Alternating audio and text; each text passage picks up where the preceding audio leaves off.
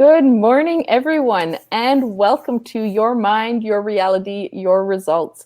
I'm so happy to have you here, and I'm so happy to be here this morning. We just had such an amazing conversation that we had to have a special extra edition of the show today. So I'm super, super excited to welcome Carlee Myers. Welcome, Carlee. Thank you so much for having me. So if you haven't seen us before, Your Mind, Your Reality, Your Results is a weekly show where I bring in an expert in the matter of mindset. So they can give you tips and tools so you can improve your mindset and ultimately get the amazing results you want. If we haven't met yet, my name is Leah Fink. I'm the owner and founder of All Thrive, where we provide amazing opportunities for people to raise their self-awareness and grow skills that help them develop in their lives. So as we get started here, I would welcome anyone if you want to comment, ask questions, certainly take advantage of Carlee's expertise here. We would love to see them. And even if you are not watching this show live and you come up with some questions later, I would love for you to put them in the comments so you can make sure to get back to them so you get those questions answered. So I just want to start, Carlee. Do you want to tell us a little bit more about yourself? Of course. So I am the founder and leader here at the Stress Less Company. And what I do is I support leaders who are overworked, exhausted. They feel like, oh my gosh, they want to rip their hair out because they know that there's got to be a better way. And I support those leaders in finding that true emotional freedom that they desire. And really, as a result of our work together, not only do they learn how to manage their energy, but they also learn those tactical tools that they need so that they can have more impact and more income, which is so important, especially in the world we're living in today. Yeah, I would agree that's absolutely critical, and that's amazing work to be doing, because I certainly can't think of a single person who doesn't live with at least a little bit of stress in their lives. Totally. So you have a bit of an interesting, impactful story of how you got here. Would you like to share a little bit about that and how you got into this field? Of course. Yeah, it's funny. So every time someone asks me that, I always say like, "Oh, you've just opened a can of worms." um, and just want to give everyone a little bit of a warning that this is not a um, beautiful story. This is a story that may be triggering, but I actually ended up doing the work that I do today because of an experience that I had when I was a child, believe it or not, when I was about 12 years old. So when I was about 12 years old, a man was actually murdered in my home, and my mom was shot 3 times. And it was around that time, right before then, that things weren't working out between my parents and they decided to go their separate ways. And, as you do when you go through breakups or separations or divorces, right, when you're ready, you start dating again. And that's exactly what my mom did. And she started seeing someone new. And she very quickly realized that something was off. And she couldn't put her finger on it, but she just knew something wasn't right. And so she actually ended up calling it quits. She said, "You know what? It's not you, it's me." And they went their separate ways. Again, when we go through breakups, separations, divorces, when we're ready, we start dating again. And of course, my mom put herself back out there, and she ended up meeting a great guy. Problem is that ex-boyfriend never stopped paying attention. And a few weeks later, broke into my childhood home, killed my mom's new boyfriend, and tried to kill my mom. Now, I want to just caveat all of this with sharing for everyone who's holding their breath for my mom. She is alive and well. And actually, she's basically made a full recovery, which is wild considering the circumstances. She was, 3% chance of surviving. She wasn't supposed to survive, but she did. And if you saw her today, all she has is a pair of reading glasses. She doesn't even have to wear them full time. Reading glasses and a slight limp. That's it. But while my mom ended up basically making a full recovery, I ended up struggling for a long time. I struggled with the symptoms of PTSD, with stress, overwhelm, jumpiness, night terrors. I mean, you name it, I was probably struggling with it. And it took me a while before I even was able to open up and tell anybody that I was struggling. I thought that I would be a burden, or I would be the straw that broke the camel's back, that people wouldn't be able to handle it.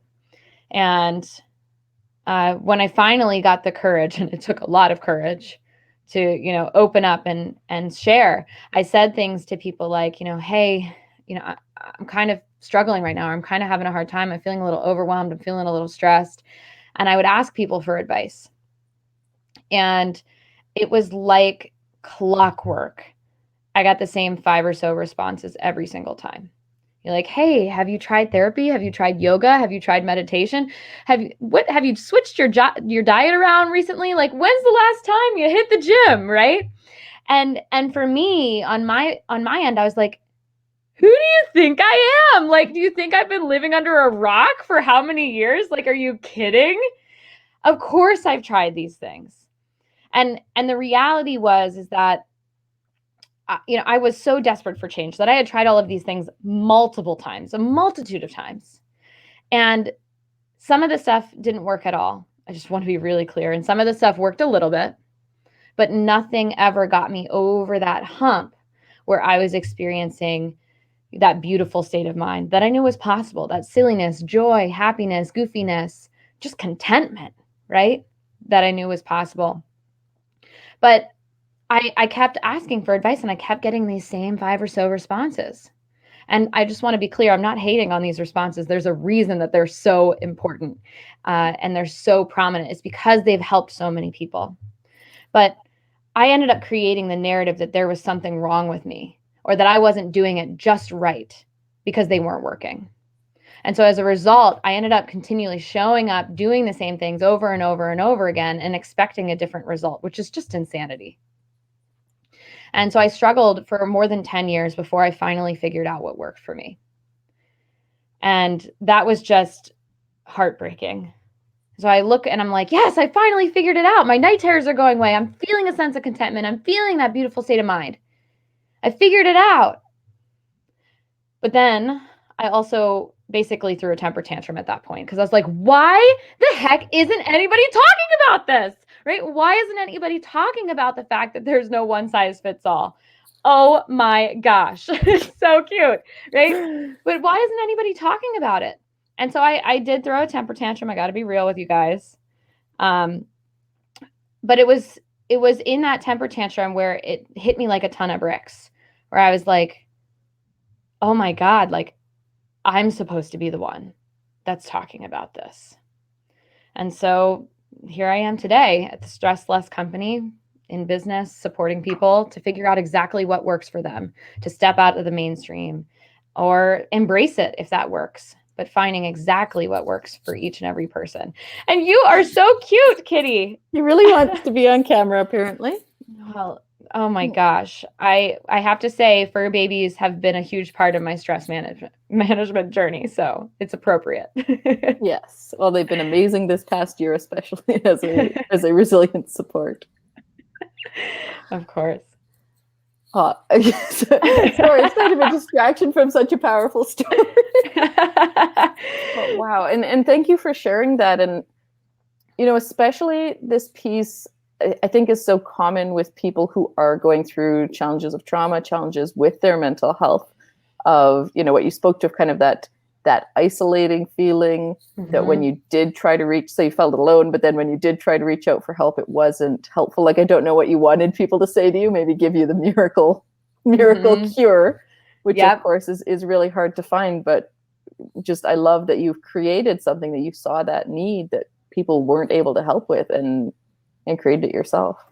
Yeah, 100%. And I think one of the things that I had to grapple with for a long time is, especially like the first few years, being younger and not getting the answers I wanted. I had to really flip the switch on that and be like, well, wait a second. These people are sharing what worked for them. But just because it worked for that person doesn't mean it's going to work for everyone. And that's something that, we all want to keep in the back of our mind when we're giving people advice when they're having a hard time.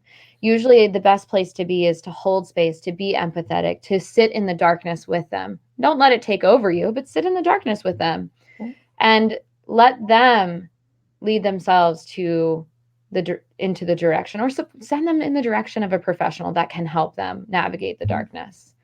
But yeah, it's important to remember that, what has worked for us may not work for someone else. And that's okay.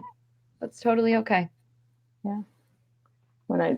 I'm wondering too, if you got the, oh my God, you're so resilient and strong to have gotten through something like that. Right? You were giving a good front of like, yeah, I'm fine. I'm going to chug along. So everyone went, oh, that's great. We're not going to do anything for now.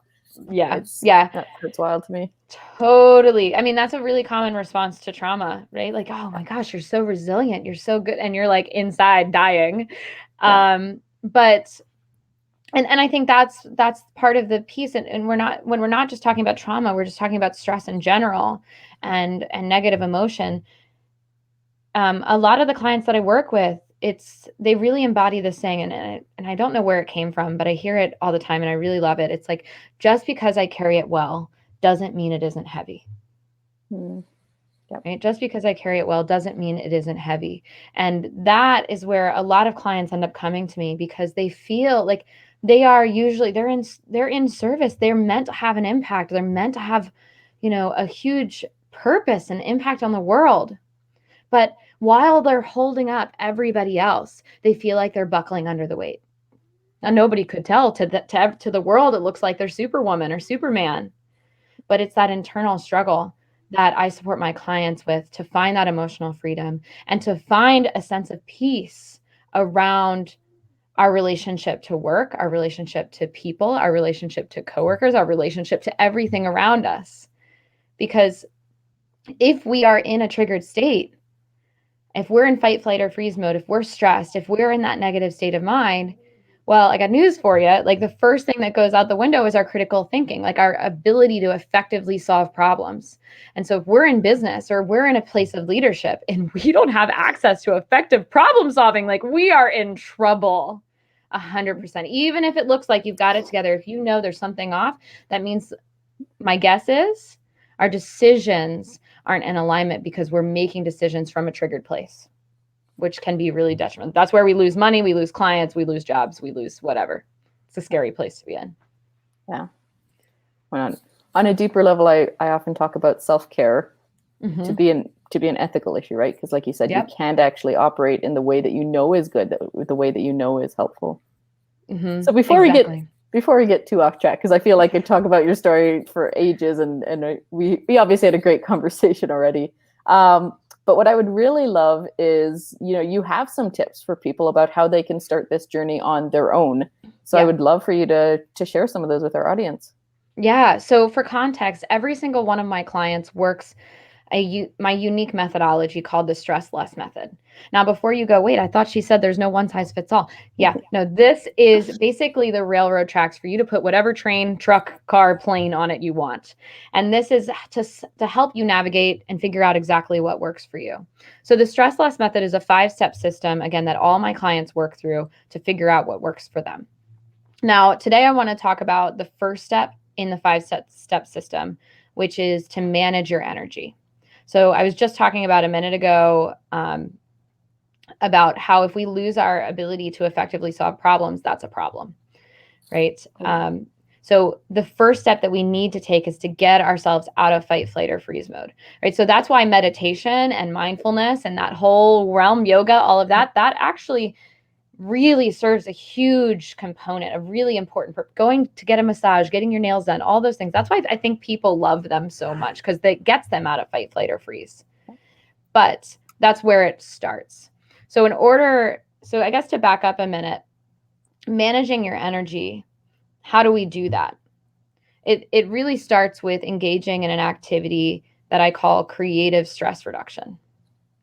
And basically what creative stress reduction is it's any activity that gets us out of fight, flight, or freeze mode and gets us into the rest and digest mode.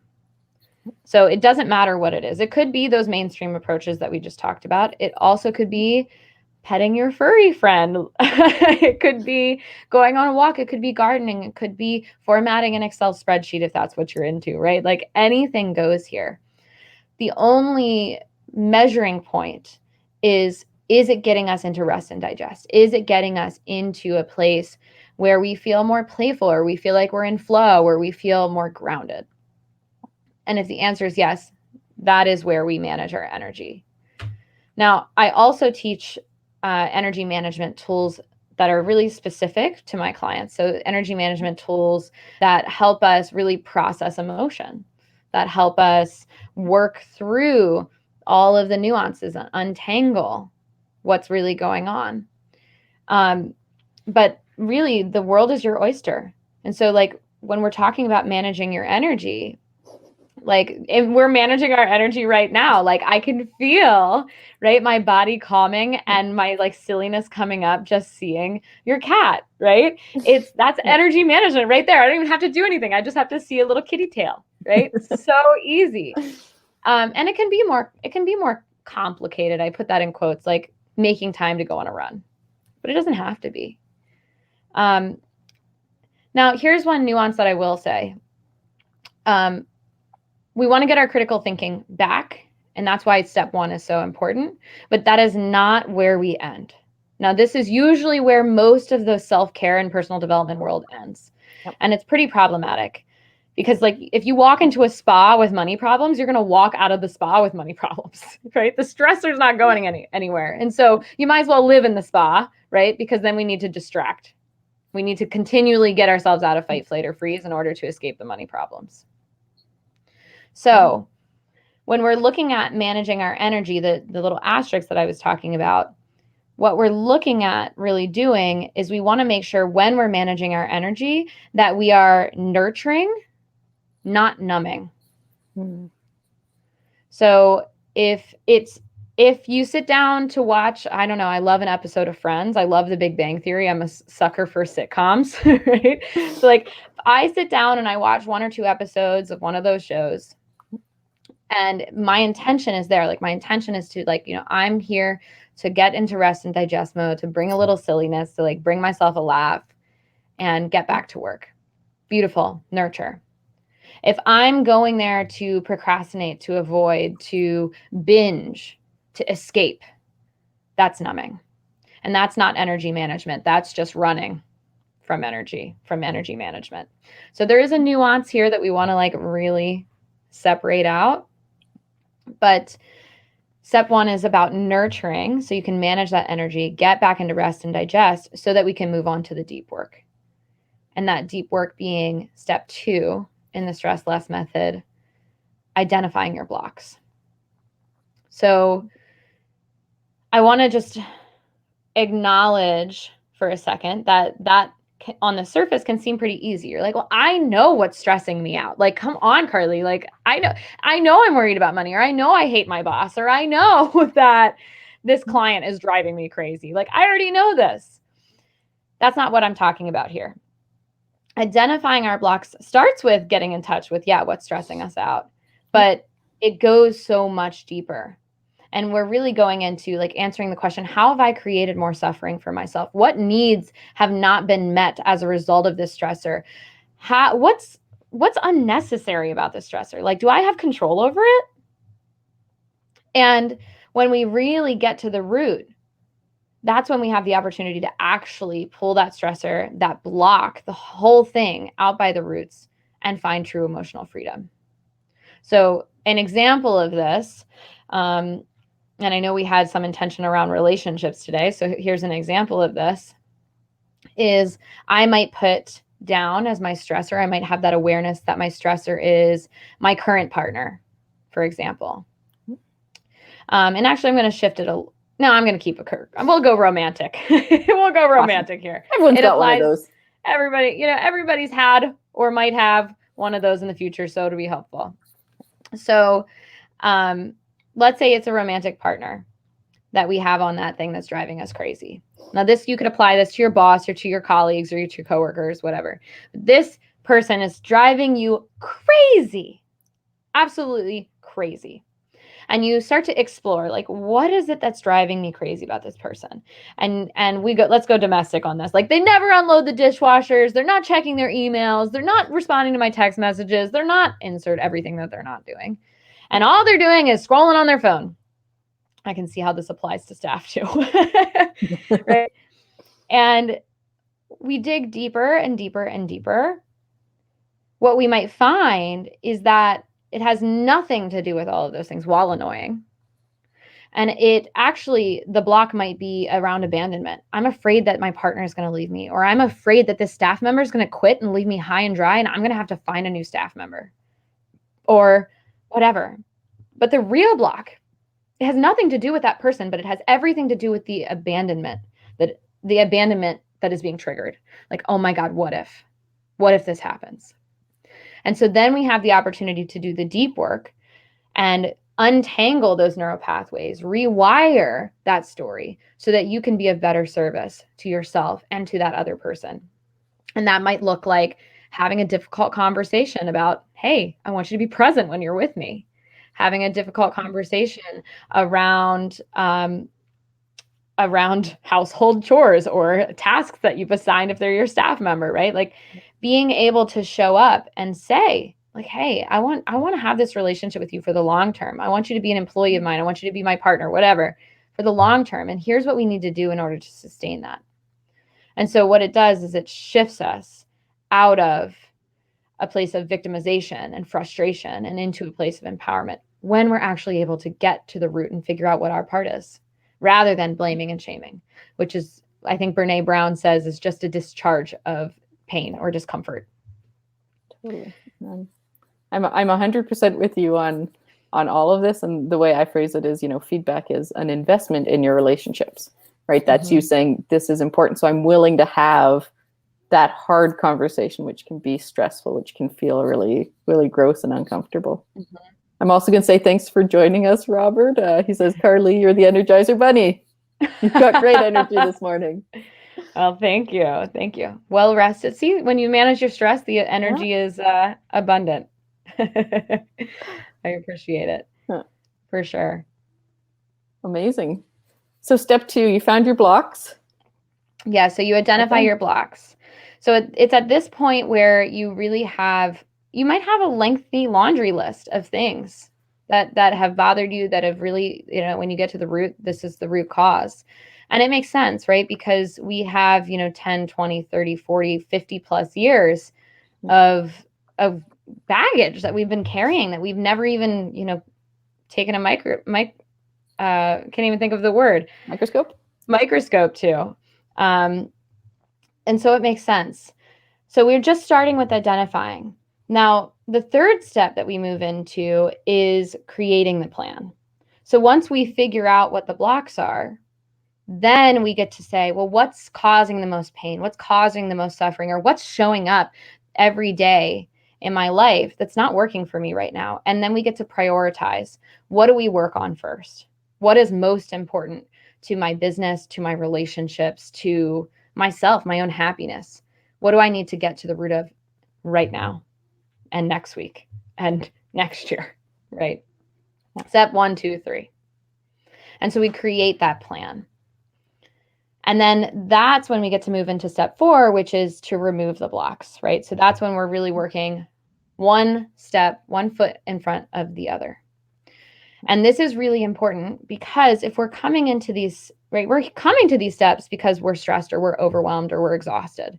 So the goal is not to figure out, here's all my blocks and then remove them all at once. Like, no, that would just, I think all of our brains would explode to a million pieces. It wouldn't work.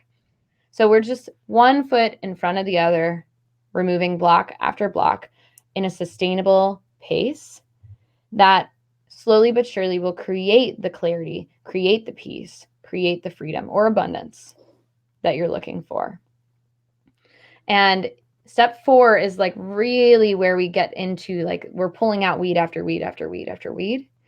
And this is where we start to experience miracles, right? So when we look at the definition of miracle being like those shifts in perspective. Oh, wait, I can do something differently. I can shift this. I can have that difficult conversation. I can do that thing that I never thought I was able to do. And at that point, after having done the work, removing block after block after block, that's where we step into step 5, the final step of the system, which is to embrace grace. And, this isn't the point in the system where we're in a beautiful state of mind more times than not, right? We're living a life of alignment. But I will say we are in maintenance mode, right? So any coach, any personal development guru, anyone that says like, oh, here's your magic pill, here's your 6-month program, and at the end you'll be fixed. I wish. But this is the point of the program where you've removed all those unnecessary stressors so that when things that are unpredictable or outside of our control come up, we're able to handle them with so much more grace, right? So we've handled the messy desk and the struggling marriage and the whatever, the staff member that keeps texting instead of doing their work. Like we've handled all that. So when things like a global pandemic or social unrest or whatever in the US, like the US presidential election, all that stuff going on, we're able to, it's not the straw that breaks the camel's back, I'll say. We're able, if it knocks us down, we're able to get back up so much more quickly. And so step 5, embracing grace, is about maintenance mode as well. So it's able to handle those things that are outside of our control, but it's also continually identifying new blocks as they come up, right? So you're continually updating that plan that you had created for yourself. You're consistently following through to remove those blocks as they show up, right? So, for instance, if you are a solopreneur and you work these steps and you get to step 5 and you're feeling pretty darn good, then you hire a staff member, and that staff member is taking you to another level in terms of irritation, right? There's a block that needs to be identified. There's a block that needs to be gotten to the root of it, right? So that's where you have that maintenance mode, because you didn't have a staff member before. You didn't have the opportunity for that block to reveal itself to you.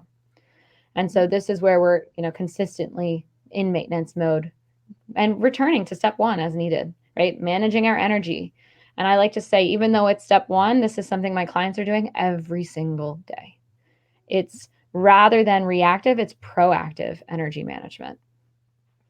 That's funny. That was literally what I was about to say. That's why I love your work, because, I think people get caught. I mean, it's a stress cycle, right? Because it is these blocks and they keep coming up and keep coming up, and it's maybe easy. Maybe we like to fool ourselves. I know I went through a little bit of this in a previous job is, it's just stress. I can get over it. There's this situation, and it's, when you don't address that then you do end up in potentially mental health crisis or in a much worse place, which is harder to get out of. So I love the idea of, proactively, like you said, looking at these pieces, taking the time, and then that effort to maintain, which can sometimes feel challenging, but is so worth it. Totally. It's funny how often I find that clients that come to me, or potential clients, they come to me and they're like, really, I'm not that stressed. I'm really good. And like, amazing.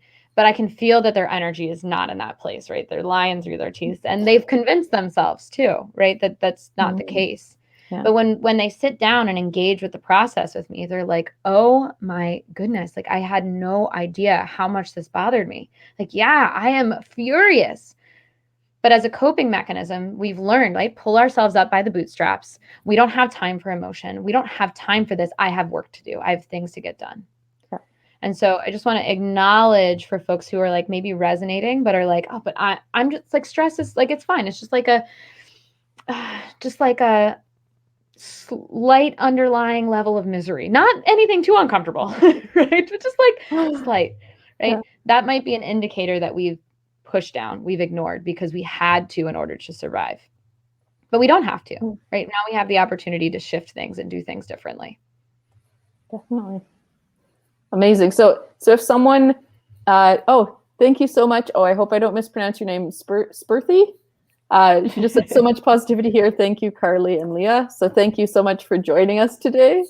So Carlee, if people are suddenly maybe realizing here that they don't have to live in that stress, they're hearing some things from you, you have an amazing free gift you want to offer today. Yeah, absolutely. So what I have is actually a complimentary stress assessment. And so what this is, or what we'll do throughout the stress assessment is we'll start by looking at what's causing the overwork or the exhaustion or the thing that wants to pull you, make you pull your hair out. We'll start there and get a really clear picture. I'll hold energetic space for you. I'll listen deeply. And then together, we'll get to the root of why you haven't found the peace, the freedom, and the abundance that you desire yet. Yet is the key word there. And so if that's calling to you, if you're like, yes, I want to work these steps, I want to make a change, I don't want to live in this like low level misery anymore, what you can do is you can actually visit stresslessco.com/apply. And what you'll do is you'll fill out that application. And then, should it be a good fit for working together or just having that complimentary call, a member of my team or myself will be in touch within 48 business hours. Amazing. And we will make sure, just if you didn't write that down, that we will get all of Carlee's contact information and that link up in the comments just after we talk here. Any last thoughts you wanted to share with people, Carlee? Yeah, just one last thought about the stress less method, because I know we spent so much time talking about it. A lot of folks will say that, like, well, they'll put themselves on the back burner. They'll say, like, not right now, I don't have time, I have other people or other things to worry about. But I just want to share that the power in the process is, yes, you're going to find emotional freedom for yourself more times than not, right? You'll be in that beautiful state of mind more days than not. But simply in doing that, you're actually creating that positive ripple effect in the world. And what I mean by that, that's not just a bunch of bull, right? Like what I really mean there is that, like, you get the privilege of carrying hope to other people who are struggling, like simply by showing them that finding true emotional freedom is actually possible. Right? Because if we circle back to my story from earlier, I didn't have somebody that was really showing me how to live life in alignment. I didn't have somebody who showed me how to manage my energy or shift, get to the root of what was going on. I didn't have somebody like that. Even the best therapist, I was just spinning my wheels, right? And so by doing this work, you get that privilege to show other people that we don't have to live. 80%, by the way, 80% of people are stressed. That's a Gallup poll from 2019. So I assume it's shifted a little bit in the last 2 years, but 80% of people are stressed. Can you imagine the impact if just one more person lived in true emotional freedom? That would set an example for all the people in their life, the ripple effect that we could have. What a beautiful thought to end this on. That's so lovely. Well, I just want to thank you so much for being here today. What a true gift to give people. Hopefully, if you were a little bit stressed at the end of your week, this gave you a couple things to think about to start that process. And I really encourage everyone, if you were moved by this today, I mean, chat with Carlee. Just, you have such an amazing viewpoint in how to help people through this. And I just love it. So thank you so much for being here today. Thank you for having me. I had so much fun. I'm so glad we did this. Amazing. And thank you everyone for watching. We'll see you later. Bye-bye.